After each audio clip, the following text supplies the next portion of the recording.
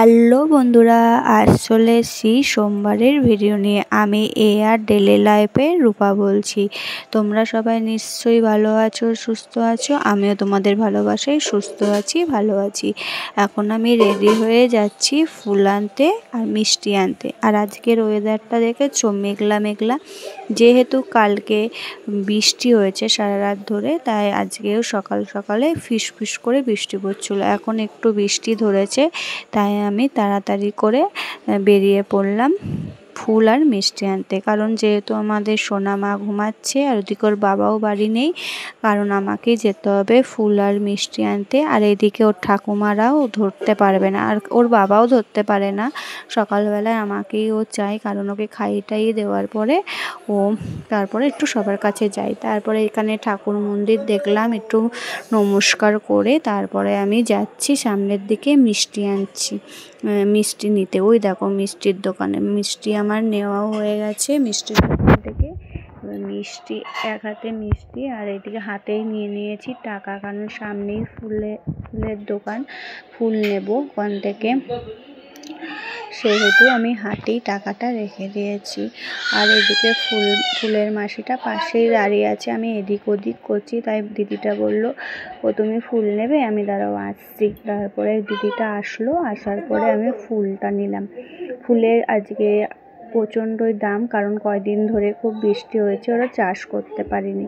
আর আকন্দের মালা তো হাতই দেওয়া যাবে না, 70 টাকা। যে কটা ফুল পেয়েছি বাবার নাম করে পুজো আমার ঘরের পুজো আমার হয়ে যাবে। আর হাত মুখ ধুয়ে আমি চলে এসেছিলাম পুজো দিতে। তোমাদের সাথে কিছুই শেয়ার করা হয়নি, পুজো দেওয়ার পরে তোমাদেরকে শেয়ার করছি। আর বাবার মাথায় জল ঢেলে বাবাকে পরিষ্কার করে তারপরে সিংহাসনে বসিয়ে দিয়েছি। আর তার পাশে আছে আমার গুরুদেব, আমি এনার কাছেই দীক্ষা নিয়েছি। আর তার মাথার গোড়ায় আছে রাম, আর সিংহাসনের ভেতরে আছে লক্ষ্মী, তারপরে পঞ্চপাণ্ডব ঠাকুর, রাধাকৃষ্ণ, বাইরে আছে জগন্নাথ, কালী ঠাকুর, দক্ষিণেশ্বর। সবাইকে পুজো টুজো দিয়ে তারপরে দিকে সোনামা উঠে পড়েছে, তাই ও বলছে আমাকে একটু সন্দেশ দিলাম প্রসাদ, সেটাও খেলো। খেয়ে ওর এবার খাবারটা, ওকে ছাতু মুড়িটা খাওয়াবো, খাইয়ে তারপরে ওকে রেডি করে আজকে চলে যাবো দিদাবাড়ি। যেহেতু ওর বাবা বাড়ি নেই, আমাদের ভালো লাগছে না মনটা, তার জন্য ওকে জামা প্যান্ট পরিয়ে ওকে রেডি করিয়ে এবার আমরা চললাম দিদাবাড়ি। এবার দিদাবাড়িতে এসে টুকটুকির থেকে নেমে ওর দিদুনকে দেখে তো ওরে খুশি। আর এদিকে ওর দিদুনও বেরোচ্ছিল টুকিটাকি বাজারে যেতে। দেখো বাজার থেকে ওর দিদুন ওর জন্য চাল ডাল, তারপরে আরও সব টুকিটাকি সব জিনিসও নিয়ে চলে এসেছে। আর মেয়ে নিজে নড়তে পারে না, এদিকে মানে চাল নিয়ে বারান্দায় নিয়ে যাচ্ছে। চাল ফেটে গেলে একদম 12টা বেজে যাবে। আর এদিকে দেখো সব সবজিগুলো মা কিনে নিয়ে এসেছে, সব সবজিগুলো এগুলো রেখেছে, তাই ভাবলাম তোমাদের সাথেও একটু শেয়ার করে দিই। এরপরে আর কোনো ভিডিও ক্লিপ তোমাদের সাথে আর সারাদিন তোলা হয়নি। তারপরে একেবারেই চলে এসেছি সন্ধ্যাবেলায় চা আর বিস্কুট খেতে, মানে চা বিস্কুট নিয়ে বসেছি খেতে। আর পেছনে ওটা আমার দাদার মেয়ে, দেখো আর ওদের হচ্ছে দাদার ছেলে, ওরা হচ্ছে এক ভাই এক বোন। আমরা বাড়ি আসলে ওরা আসে আমার মেয়ের সাথে একটু খেলা করতে। আর শরীরটা এতটাই ম্যাচ করছে, বিকালবেলা মাথাটাও পর্যন্ত আশ্রয়নি, ভালো লাগছে না। এখানে আসলে শুধু ঘুম পায়, কিছুই করতে ইচ্ছা করে না।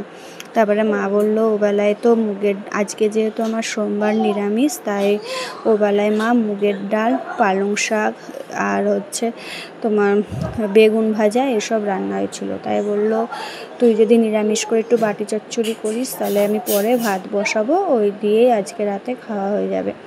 তাই এখানে আমি বাটি চচ্চড়ি করবো বলে এদিকে গ্যাস জ্বালিয়ে মানে জল দিয়ে দিলাম। তারপরে আলু, লঙ্কা, হলুদ, তেল, নুন সব দিয়ে নেড়ে দেবো। তারপরে ওটা আস্তে করে কমিয়ে দেবো, মিনমিন করে হবে। আর এদিকে মা দুধ জ্বালিয়ে রেখে দিয়েছিল, সেটা আমি দুধটা নিয়ে বাটি করে ঘরে নিয়ে গেলাম। নিয়ে তারপরে সোনামাকে খাওয়াবো রাতের খাবারটা। আর কিছু শেয়ার করলাম না। ভিডিওটি এই পর্যন্তই। ভিডিওটি ভালো লাগলে একটা করে লাইক কমেন্ট করে দেবো। আর তোমরা আমাকে একটু সাপোর্ট করো, আমার পাশে থেকো। আর তোমরা যদি আমার পাশে থাকো তাহলে আমারও ইচ্ছা হবে নতুন নতুন তোমাদের সাথে একটু ভিডিও শেয়ার করতে। আর ততক্ষণ তোমরা সুস্থ থেকো, ভালো থেকো। আসছি আবার অন্য কোনো ভিডিও নিয়ে। ততক্ষণে টাটা, বাই বাই।